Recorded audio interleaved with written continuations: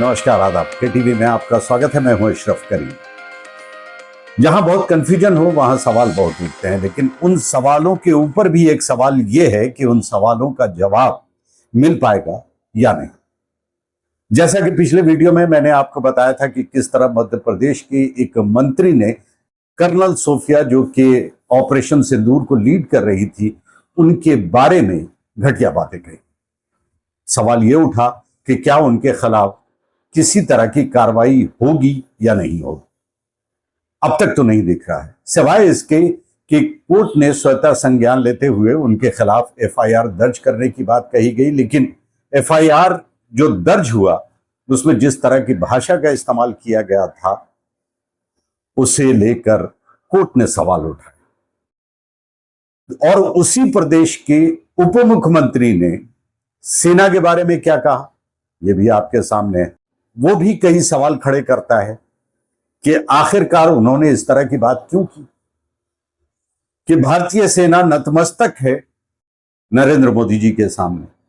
इससे वो सेना का मनोबल बढ़ा रहे थे या घटा रहे थे, यह सवाल उठता है।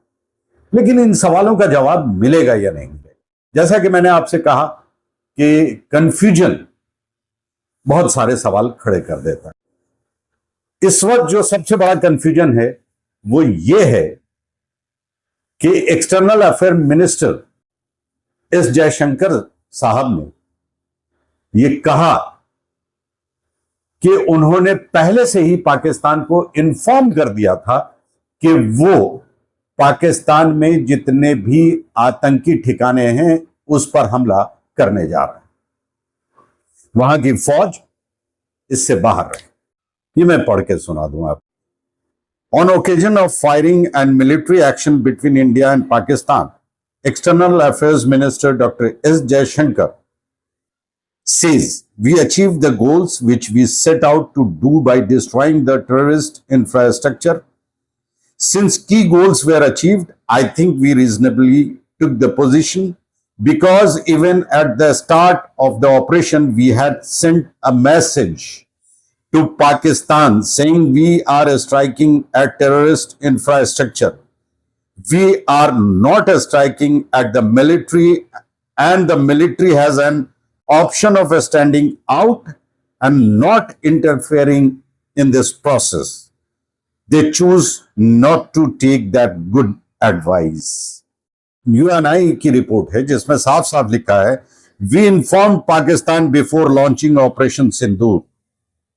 एक्सटर्नल अफेयर मिनिस्टर जयशंकर, यानी पहले ही संदेशा भेज दिया था कि हम आप पर हमला करने वाले हैं।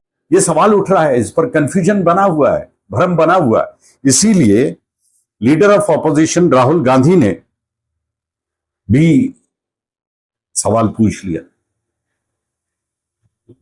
वो कहते हैं कि informing Pakistan at the start of our attack was a crime. External Affairs Minister has publicly admitted that Government of India did it. Who authorized it? How many aircraft did our Air Force loses as a result? Question mark. अब इन सवालों का जवाब आएगा या नहीं आएगा, ये एक बड़ा सवाल है। लेकिन इस तरह की स्थिति तो बनी हुई।